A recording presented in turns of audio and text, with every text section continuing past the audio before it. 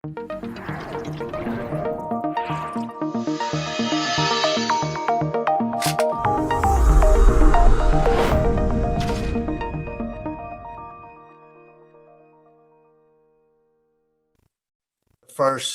preliminary reports released from the Spanish government and from Red Electrica, the system operator in Spain, which has provided some additional insights. What we're going to do today is get a chance to step you through what we understand now from that event. Should say before I jump in and get started with that, though, that we are going to be recording the webcast. So if you're not able to actually come off mute and speak, but just know that we are recording. And if you're asking questions through the Q&A feature, then you may be recorded that you ask a question. So just know that. And if you continue to participate, you're giving your approval to have that recorded. So we do have everyone muted, expecting a large number of attendees. And we actually have chat disabled. The way to actually communicate is through the Q&A function. You should see that under the Slido tab over to the right-hand side. There's a Q&A. You can actually post a question into the Q&A there. It's moderated. We'll have folks that are able to answer. They can answer questions about logistical issues you may be having, or they can also answer questions about the technical content of the presentation. So do feel free, and please do interact and ask questions there. We want to hear what you're interested in knowing more about as we go through the presentation. We, much like the first webcast, even though the preliminary reports are out, there's still a lot of investigation ongoing. And so he's still working on the investigation that they have. We won't speculate on any information. We'll continue to just use what we understand from publicly available information and from our analysis that we've been able to do from data that we have. We have a team that is located in Europe that have been very close to this from the beginning. They'll be the ones talking to us here today. So Sean McGinnis, who led the webcast last time, will lead this webcast. And basically, Sean's going to give you updates on what we know now about how the event unfolded, the different sequences that led to the cascade, and ultimately the full blackout of the peninsula. We'll talk about what the contributing factors were that we know now. We were talking about potential factors in that first webcast. We know largely what contributed to that, so we'll sort of call those out and summarize those. And really at the end, maybe the most important thing is what are the lessons that we should learn from this? Where are the gaps in the existing understanding and capabilities as we have systems that continue to evolve and emerge into much more dynamic systems that are highly inverter based? What is it that we need to work together to make sure that we have the capabilities to be able to operate these systems to the reliability and resilience that we must have for the electric sector as we go forward? So that's the plan. I'm going to quit talking, hand it over to Sean. And if you have questions, please do enter those in the Q&A. There will be a couple of questions we have for you as we get later into the presentation. So Sean, it's yours. Right. Thank you, Daniel. And hello to everyone again. So jumping straight into it. So on the last call, we give a quick overview of the two grids, but the main kind of things to emphasize is that it's a very resource-rich region of the world. There's a lot of energy sources there. Total population about 55 million. Peak loads happened back in the late 2000s. Peak load back then was maybe 54 gigawatts, something like that, around that number. That's significantly lower now, particularly due to DER penetration. There's a relatively weakly interconnected with France and Morocco, and relatively well interconnected between Portugal and Spain. Some also a little bit of refresh as well that on the previous webcast we mentioned around voltage control in Spain in particular, and how most renewable or wind and solar plants in Spain are required to operate in fixed power factor mode. That voltage control capability was required, but it's not been enacted. There was an updated operating procedure, OP 7.4, which was scheduled to come into kind of effect in Q4 2025, which would enable IBR to do voltage control. I believe that has been accelerated and that may occur before then, but it was not in place at the time of the blackout. So from the charts here, we can see that elevated voltage conditions were becoming more of a challenge for the grid, particularly between 2021 and 2023, and we believe to continue forward to this year. So over voltages and elevated voltages are a particular challenge, and you'll see that evolving throughout the presentation today. The main reason for those are improving load factor. So a lot of load was replaced with poor power factor devices, maybe induction motors with variable frequency drives, and so on, have kind of contributed to that over time. Also, for with the growth in solar PV, it means that a lot of regions are relatively well looked after for power, so there's less inter-area megawatt traveling. So the 400 kV grid is less heavily loaded at times, and if it's less heavily loaded, that means there's a larger capacitive megavar contribution to the grid, and that can elevate voltages. So we'll talk a bit more about that later. So I guess to start, maybe talking about the grid on the day before the blackout on April 27th. So at the day ahead stage, you're doing operational planning. There's market runs and so on.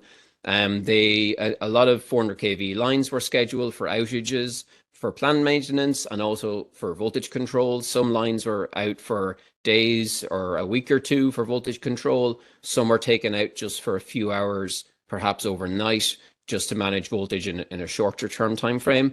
At that day ahead stage, there was also a requirement for certain synchronous generators to be brought online primarily for voltage control, so not for their megawatts, but for their megavars. The day ahead studies did identify 14 units that would be required during the night, and they were geographically spread across Spain. And the same studies show that about 10 synchronous generators would be required during the day to enable enough dynamic VARs to regulate voltage. It is also noteworthy that on Sunday night around 8 p.m. that one of the 10 synchronous generators did declare itself unavailable. It was going to be out for a few days due to an unscheduled issue. But that unit was not replaced with another one. Studies or assessments at the time showed that they could operate the grid without that unit. Also then, in terms of the market, in Spain, they are moving from a 60-minute market interval to a 15-minute market interval. So this is a gradual process that began maybe last December.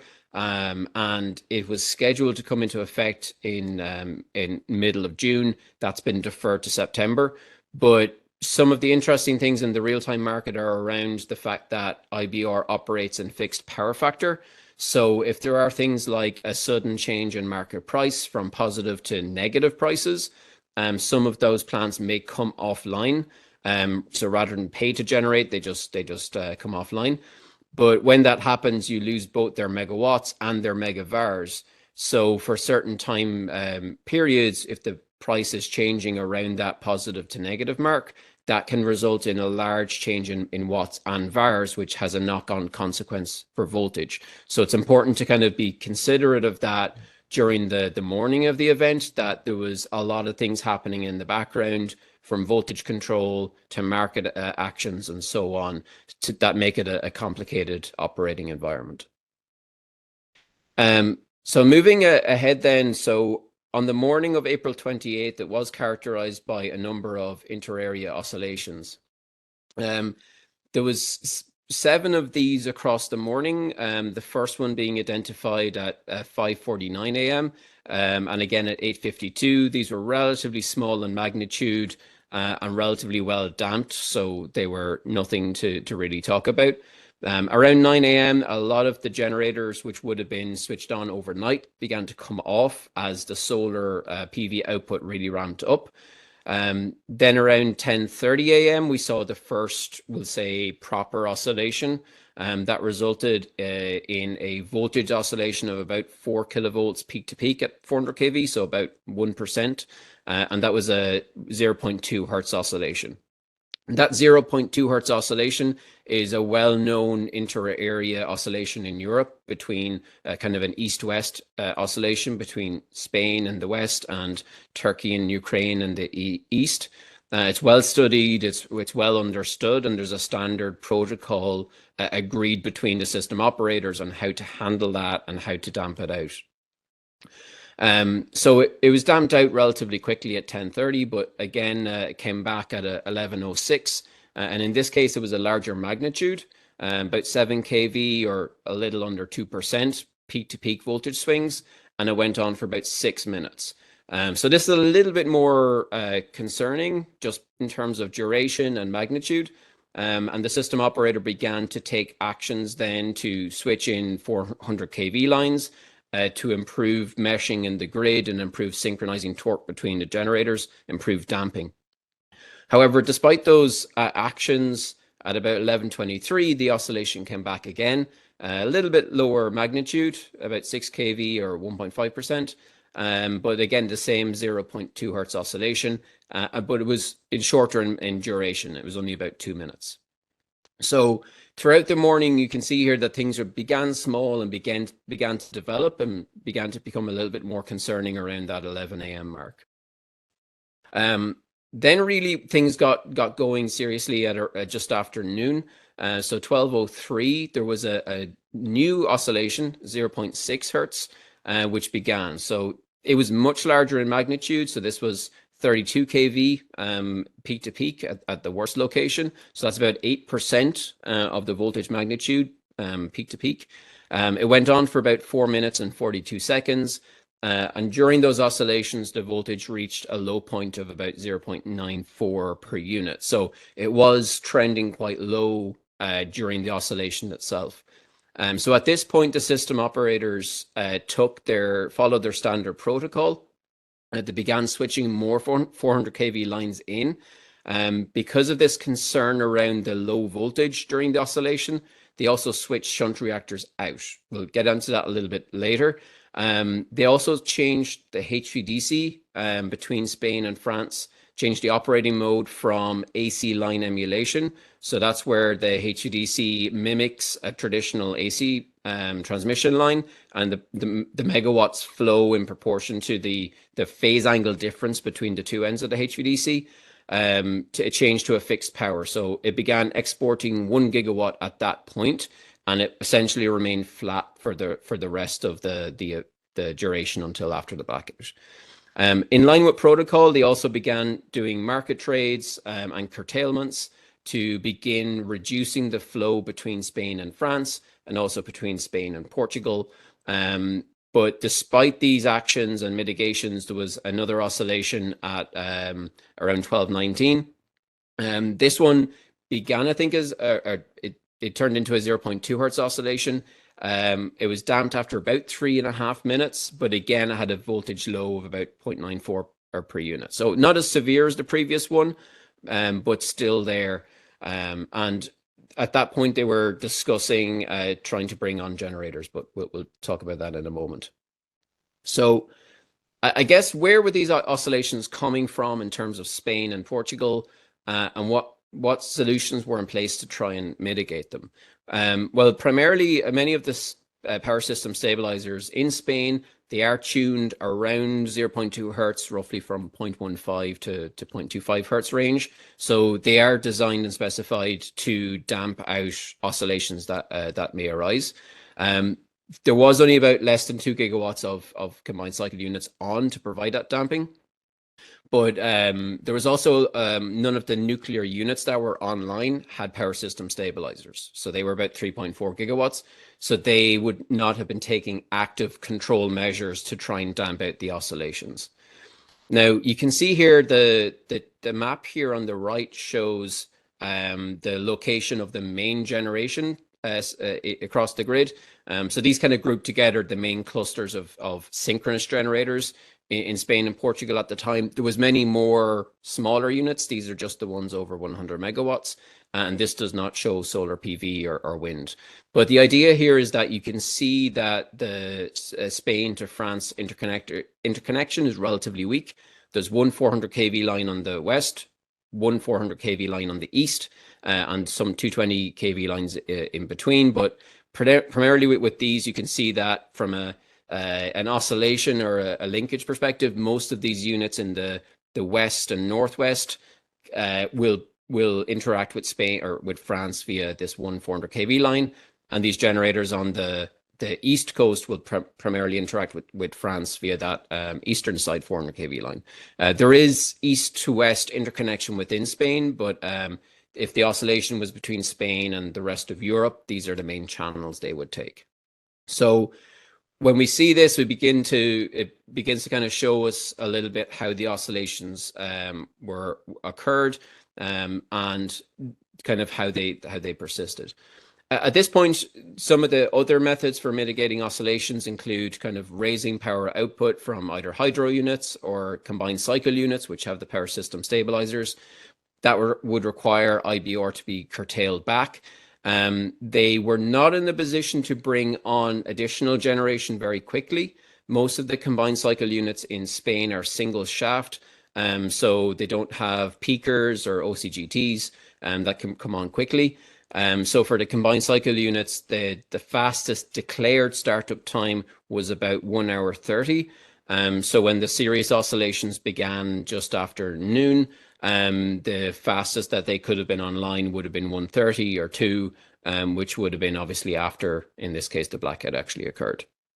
So these are kind of the background to the oscillations themselves and some context for perhaps why they persisted on the day. The actions then that were taken included switching a number of 400 kV lines in.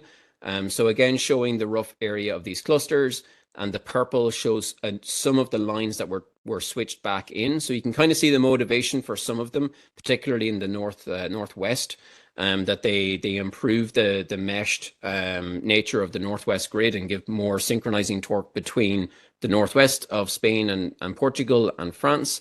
And a number of other lines were switched in the center, just south of Madrid, and also in the southeast as well. So these were the deliberate actions taken to try and improve damping and damp out those oscillations. However, each time you switch one of those lines in, you add capacitive VARs to the system, and this causes an increase in voltage. So we've spoken about the oscillations, and now we talk about, well, what about voltages? What happened next with those?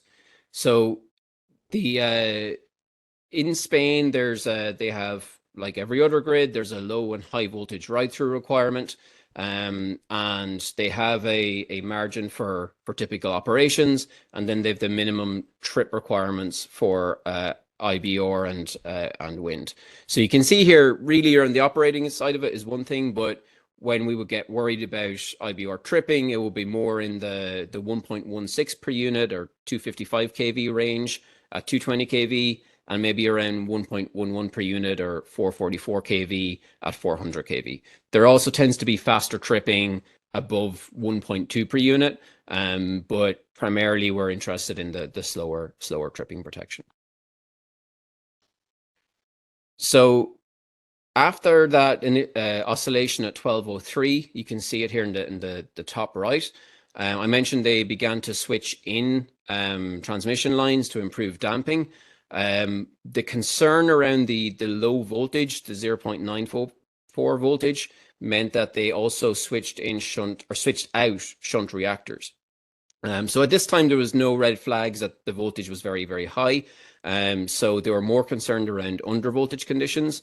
So they switched those reactors out. So you can see the waterfall chart in the bottom here, showing that there was about initially 250 megavars and then additional 300 megavars. So about 550 megavars of shunt reactors were switched out immediately after that 1203 oscillation, to try and ensure that the voltage would remain within tolerance, and if an oscillation began again, it wouldn't cause IBR to trip on undervoltage. You can see after that then, as a result, the voltage began to become elevated. Again, it was within normal operating range, but it was higher than the pre-oscillation case. So going from maybe 400 kV up to about 420 kV. So then really that was at 1203. So it was about at 1219, the oscillations began again. There was additional lines switched in. And during that time as well, there's rapid changes in voltage. Now, this becomes important from the perspective of the distribution grid and other grid connectees, because if we have very fast changes in 400 kV voltage, they'll be reflected in fast changes on the distribution grid as well.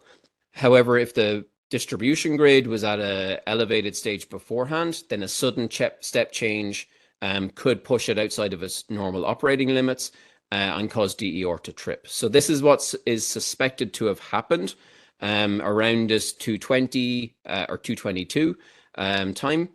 And this resulted in a net increase in load across the grid in Spain in that kind of 1222 to 1225 range. And what they saw was that the distribution grid load increased by about 845 megawatts.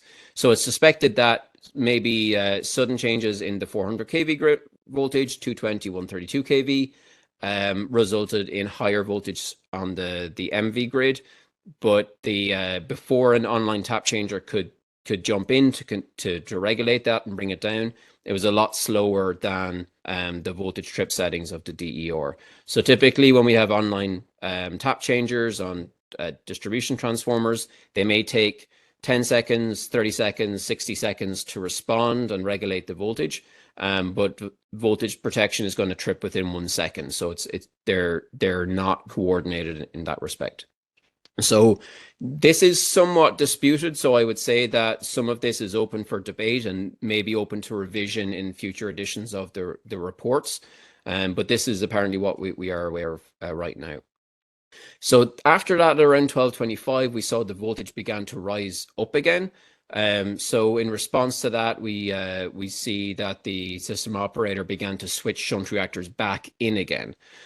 So by 1224, there was a 1,100 megavars of reactors had been switched out.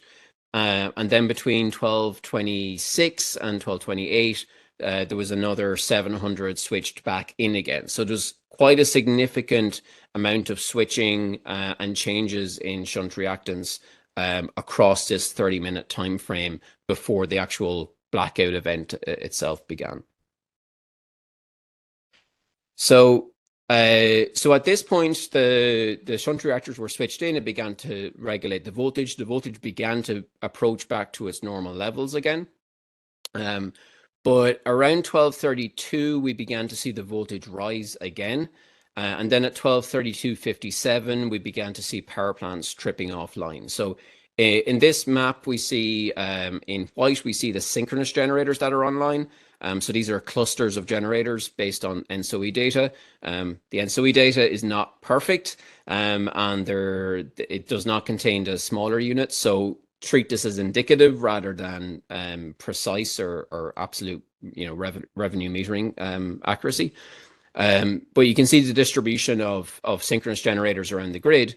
And then the locations marked 1, 2, and 3 are where the initial power plants that tripped were located. So it wasn't one power plant that tripped individually. There's clusters of them together. And that first cluster to go resulted in about 355 megawatts being disconnected from the 400 kV grid and about 165 megavars. So quite a substantial loss, maybe equivalent to one combined cycle unit, but quite a large loss of megavars as well.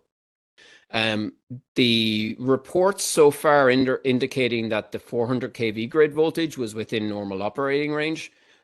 So it's not clear exactly why the plant tripped, or at least it's disputed at this point.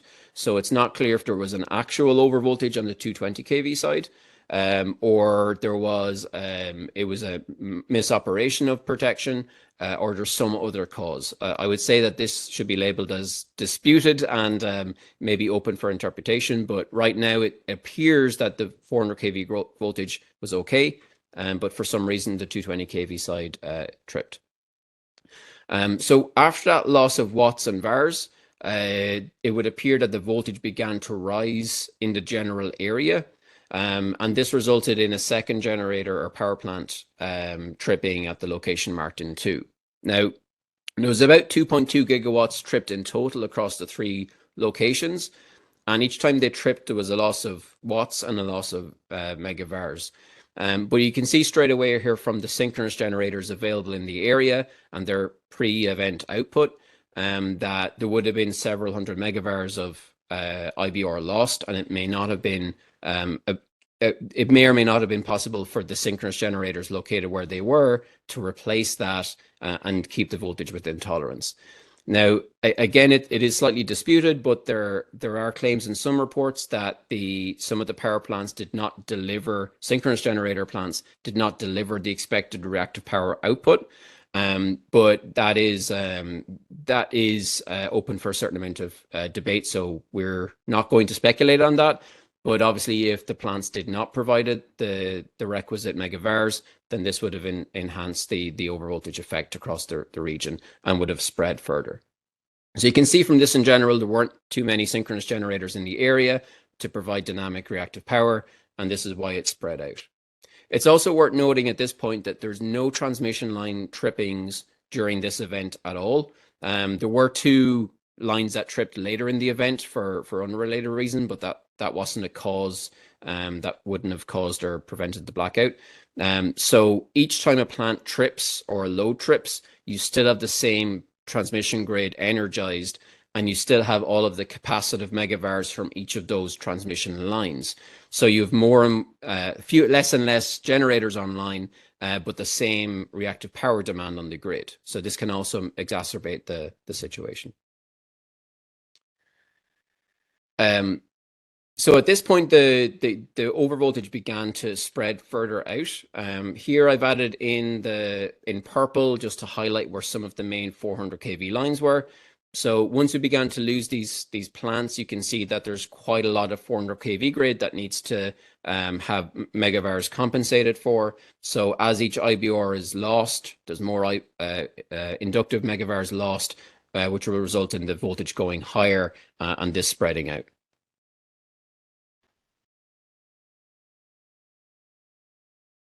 So at this point, the system has lost 2.2 gigawatts. However, there are reserves sufficient to cater for 2 gigawatts, so it should not be on its own a reason to collapse the grid.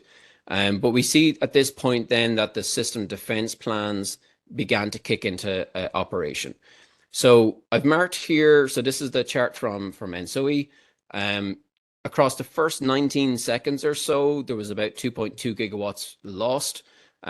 Really did not have much impact on frequency. So the blue and green traces here are frequency. The blue is the frequency in Spain.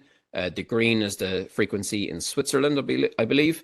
And the red is an example of one of the 400 kV voltages in Spain. So we can see here that beginning at 1232.50, you can see that the voltage was at this location okay, at the upper end of limits, but it was okay. But you can see it's gradually increasing over time. But in that first 19 or 20 seconds, there was largely no impact on frequency. And then the frequency began to decline as a larger number of generators began to trip. But it's interesting at this point that as soon as those plants tripping, each plant that trips, we can see a slight decline in frequency. And at each decline in frequency, we can see a simultaneous jump up in voltage as well. So this again kind of aligns with our discussion around the IBR being in constant power factor mode, means that each time you lose watts, you lose VARs. When you lose VARs, the voltage takes a step up. So we can see this begin to align. Now, under frequency load shedding should then begin to kick in. I believe in Spain that they have pump storage and industrial plant that trips. Beginning at around, in the report, it says 49.5 hertz. So prior to the event, they had about 5 gigawatts of pump storage online between Portugal and Spain. So we would expect to see up to 5 gigawatts of pump storage tripping to regulate the frequency and arrest the decline. However, as you can see here, if that tripped, there's largely no stop or slow down in the frequency trace. It actually begins to accelerate. So you might ask, well, why should that have happened, or why did it not arrest the fall in frequency? And we'll look at that in the next slide. But the main thing here to show is that that whenever we lose under frequency, or we have a pump storage or a load trip off the system, we lose megawatts and we lose megavars. So if you consider the 400 kV grid and 220 kV grid were all intact, if we trip load, we reduce loading on the transmission grid, which will again increase the capacitive vars from all of the transmission lines, which could actually increase the voltage even further. So we've speculated in our previous webcast and also in this, they also discuss it in the report, that perhaps the tripping of the under-frequency load shedding could have accelerated and expanded the elevated voltage or overvoltage condition. So it may have acted to try and solve the frequency, but actually may have exacerbated the overvoltage condition. We do see that there was a slight pause in the decline in frequency around 48.5 hertz. That's approximately where the Spain to France AC lines tripped. And at that point, they were importing about 4.6 gigawatts into Spain. But it's also worth noting that the HVDC was still exporting 1 gigawatt to France. So we actually have wheeling of power. So 1 gigawatt from Spain to France and 4.6 from France back to Spain over the AC lines. So once it tripped, then there was a further decline in frequency and ultimately frequency collapse in the grid. Just to kind of to illustrate that final point, the P here in this map is the approximate location of some of the larger pump storage plants in Spain and Portugal. And it's a little bit noteworthy here that I just show the red line of where the initial elevated voltage or high voltage conditions existed. And you can actually see that the pump storage was not on the edge of it, but not too far away from the edge of that wave going out. So it actually, in that sense, if that tripped off, that's why it was on the precipice. So perhaps the tripping of the pump storage would have actually widened out that overvoltage region and accelerated the tripping. So under frequency load shedding was not effective at preventing the frequency decline, possibly it accelerated it. And as you saw from the previous slide, the continental European grid was relatively stable. There was a slight decline in frequency, but there was very total loss of synchronism between Spain and France and the rest of Europe, largely because of that weak interconnection. That low synchronizing torque between them meant that the Spain frequency was lost synchronism with the European grid relatively quickly. And as a result of that, the out-of-step protection tripped on the Spain to France AC lines. And that lost, again, a lot of megawatts at that point, 4.6. The HVDC actually stayed online till almost the very end of the event. So it was still exporting 1 gigawatt when the grid had pretty much collapsed at the very end. So that in itself is noteworthy or remarkable for what actually happened. So at this point, the blackout of the Iberian Peninsula had occurred. So Spain and Portugal were blacked out.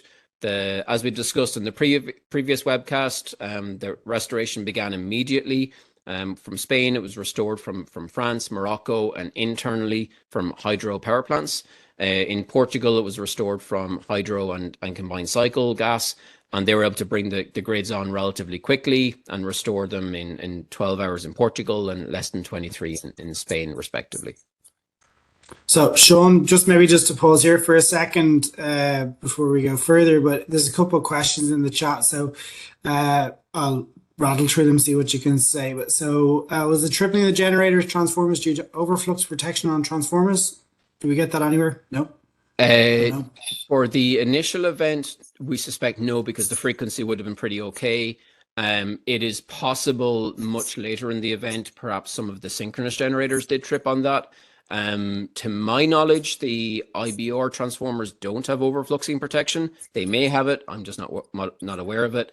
But most of those IBR transformers connecting to 220 and 400 kV, they will be equipped with voltage protection, but I don't think they're equipped with overfluxing.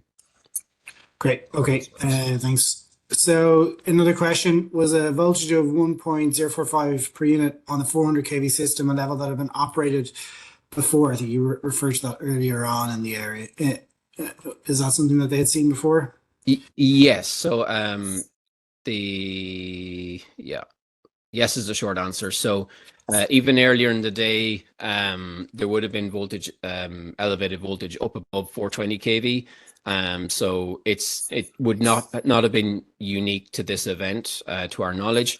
But that's okay. They do say that their grid operating limit is up to, on the 400 kV, it's up to 1.0875 per unit.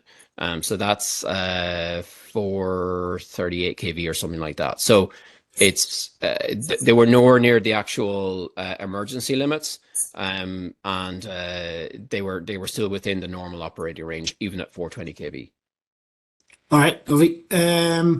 So question then related to the oscillations too, though. So we said 0.2 hertz oscillation east-west. Was it seen in other places on the other end of Europe, or just in Spain? Yeah, so we believe that the 0.2 hertz oscillation was detected across various parts of Europe, but it was primarily identified in Spain. The largest swings appear to have been in Spain. It's also worth highlighting at that point that the 0.6 hertz oscillation, again, this is open for debate, and it is disputed what caused that, because it was a new oscillation. But there was a solar plant identified as driving that in one of the reports, 250 megawatt solar power plant that was oscillating at that frequency. Now, there was the oscillation between Spain and France was about 800 megawatts peak to peak. So that doesn't directly align with that plant driving it entirely. So there was certainly a number of plants involved with it. But for that particular one, it would have been more localized, possibly between Spain and France, possibly with some participation from Portugal. But for the rest of them, they are a larger area event. All right, I think you hit the next question, which is whether the 0.6 hertz oscillation was known before or emergent on the day. Emergent on the day, right? Emergent on the day, yeah. Yeah. Okay. Few quick ones on HVDC. Is the Spain-France HVDC used to damp the oscillations? To our knowledge right now, no. So it has, that's primarily why they switched from AC line emulation mode to fixed power mode. But to my knowledge, I don't believe there's a power oscillation damping controller on it to specifically damp this out. They just switch it to fixed power control mode, and it stops it participating. And can you talk through the logic briefly of switching control modes into AC emulation? Yeah, so in AC line emulation, they monitor the phase angle at each end, and the real power transfer between each end is determined by that phase angle difference, which is effectively how every transmission line does it, but they just do it by physics. But the DC does it by a control interaction or controller design. Switch between that mode and fixed power, they essentially just give it a fixed power set point, and it just enters the absolutely normal HVDC control mode of I'm doing this megawatts and that's it. So it's just a quick switch over. Okay, there's a group with 3 questions here, just in the name of time, I'm going to put them together. So question number 1 is, what's the logic for constant power factor for standard for IBR in Spain? Second is, after 1222, why do you think after taking required actions on the voltage kept rising? And third is, do we know why the synchronous generators didn't bring down the voltage if they're in power factor control as well? There's a few different bits that are related but not the same in there. So obviously there are many grids who have moved from using IBR and constant power factor to voltage control mode over the last 15 years. There are still several that still use fixed power factor.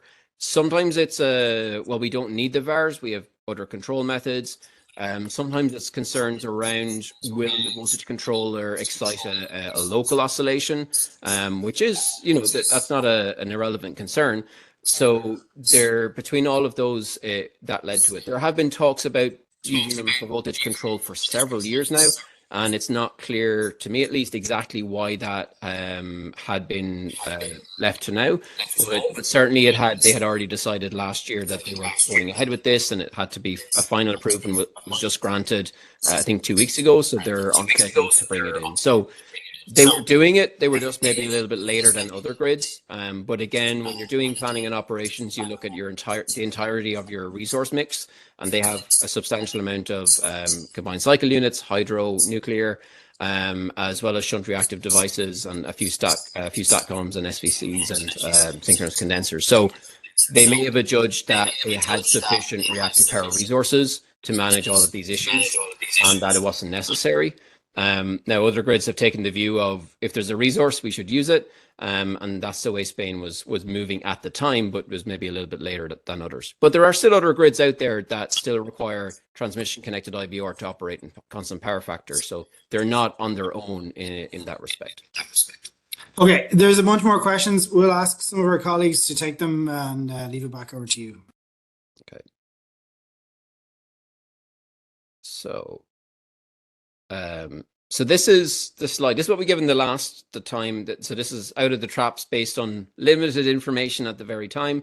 I do have to say that, you know, we touched on voltage control, protection coordination, oscillations, synchronizing torque, ride-through capability and inertia. We kind of downplayed the ones at the bottom, but really this is what we see now. So we think that we were one of the few entities out there talking about voltage being a very high credible influence. At the time, most people were talking about inertia. We did think early on the speed of it looked like it was more of a voltage issue, and that has been borne out by the reports and the measurements that have been shared. So right now we see the main kind of influencing factor as being voltage control, both in terms of static reactive power, dynamic reactive power, utilization of resources, including IBR, and also protection coordination planning. So that's not just over voltage settings, but it's also interaction between your grid voltage and DER on the distribution grid, rooftop PV, under frequency load shedding, large power or large industrial loads such as data centers. All of these things impact on the grid voltage, and ensuring that the protection across all these devices is coordinated, we think is a very important factor now and for many grids into the future. So again, it's not always necessarily the settings, but it's actually how the planning and operational timeframes examine the coordination between different parts of the grid and so on. For oscillations then, we did see that many of the actions they took did initially damp out the oscillations and they came back. But it's very challenging in an operational environment for operators to take actions which can damp out the oscillations, and to do that without necessarily impacting on grid resilience. So we saw that there was a concern around under voltages, so the shunt reactors were switched out to raise voltage. We saw lines being switched in, again, to improve damping, but that did impact on the grid resilience because it left it more exposed to elevated voltages and overvoltage conditions. That's not to criticize. It is very challenging to prioritize actions in real time. And it's very easy after the fact to be an armchair controller and say, well, they should have brought on generators earlier. They should have done this switching and so on. But really, that's very challenging in the moment. And the operators did follow their standard protocol. So we also see synchronizing torque as being relevant here. The French and Spanish grids are relatively weakly interconnected, and this meant that the frequency fell much faster in Spain than the rest of Europe. We also saw ride-through capability. It is discussed in some of the reports that the first power plant may have tripped while the voltage was still healthy. So this would indicate that the power plant may have misoperated. So examining ride-through capabilities and compliance with that, we see as a potentially influencing the event. And inertia maybe did not play the role that many people speculated, but we did see the frequency fall very quickly during the event due to the rapidity of the voltage increasing. So the voltage increased really quickly, and that meant a lot of plants tripped very quickly and the frequency fell very quickly. So I guess coming out of that is, well, what can the rest of the world learn from this? So not necessarily what happened in Spain, but what do we look at from our own grid perspective? There's kind of two sides to that from a voltage control perspective. One is reactive power planning. So long-term, looking at your static reactive power resources, your dynamic resources, what's the best balance between them? And then also how to use them in normal conditions and in emergency cases. We saw in this case there was a substantial amount of shunt reactors available and that were being switched.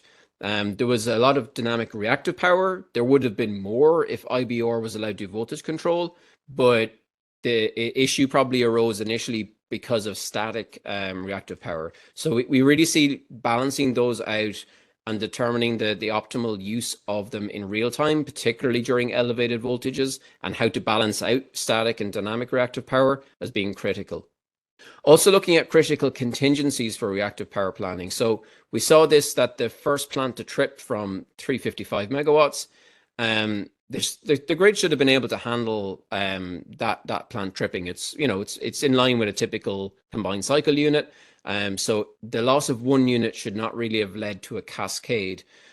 So really we see there to look at, well, what are your critical contingencies for reactive power planning? Is it a single transformer? Do you look at combined risk across multiple plants or interactions between plants? Do we also looking at the impact of overvoltages on your transmission plant, but also DER and behind the meter PV, because they all see the same overvoltage. So while you may study this and you may primarily look at the loss of reactive power from your transmission grid, your distribution grid will also be changing, and other plants as well, possibly large loads if you have them connected. So looking at that coordination and looking at reactive power in a more holistic, wide area conceptual range is also, we think, vitally important.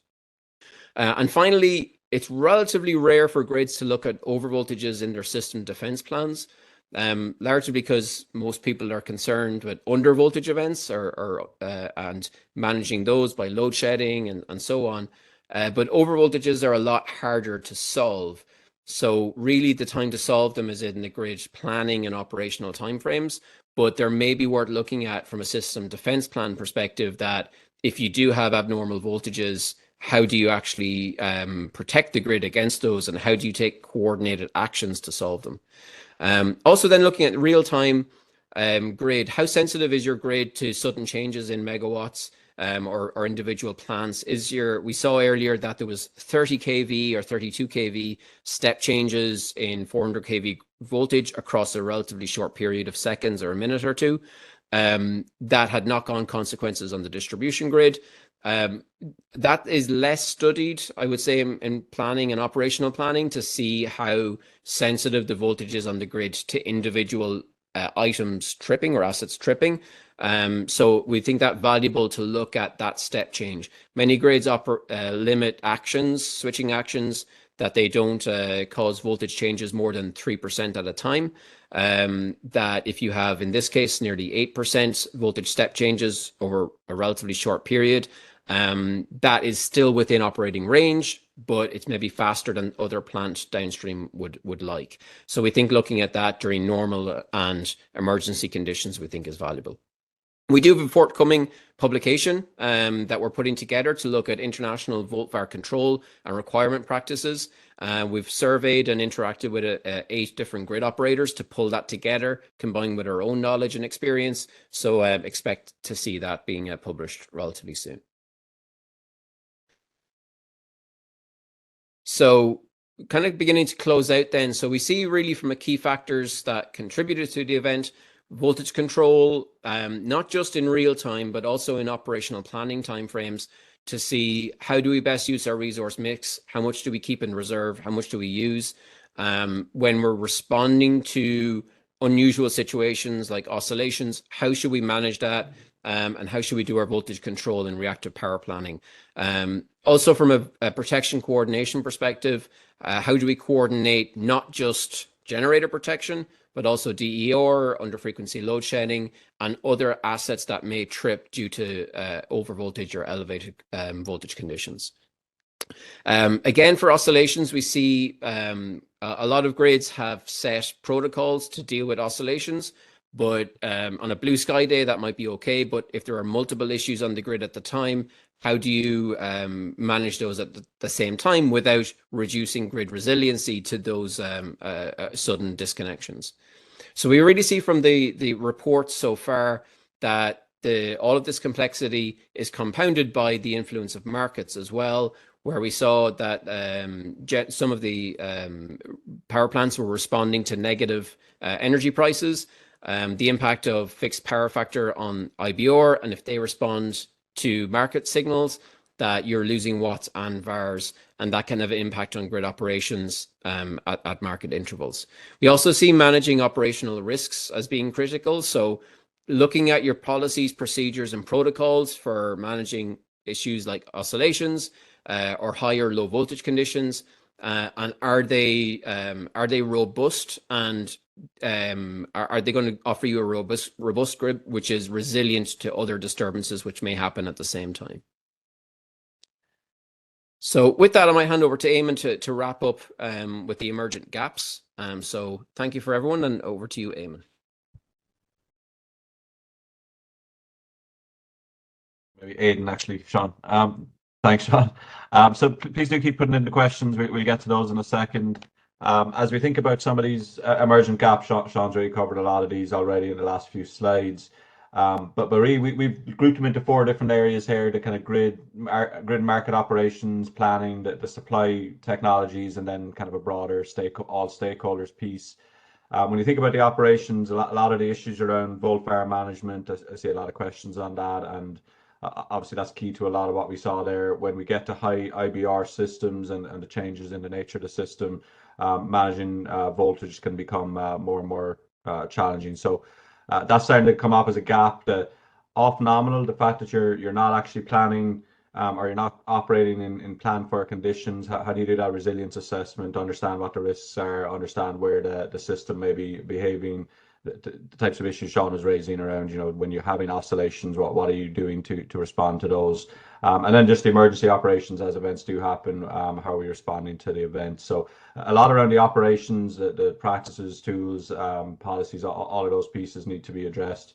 Similarly in planning, are we planning for these types of events from a static and dynamic reactive power aspect? Are the grid codes in place? And the system defense plans, protection settings, are they all being assessed in an appropriate way? Are we looking at the right conditions? Are we making sure to address the right issues? So another big set of gaps and areas we'll need to start thinking about how to address in an urgent way there. From the supply side, whether that's synchronous or IBR type resources, how do they perform under the dynamic grid conditions? Are they actually performing as expected? Monitoring the compliance with grid codes. Are they behaving like you'd expect to do? Are there new conditions that might be popping up that might change how they behave and need to be addressed? And then across all of this, and it came across in a lot of the discussion Sean had around just how you communicate this technical information, whether or not, once you do have events happening, what are the ways to make sure that operators know how to respond to those in a reliable way, and make sure we can get that in the right set of responses to those, as well as the training that's needed in the control room, as well as in planning and across the various stakeholders that are involved here.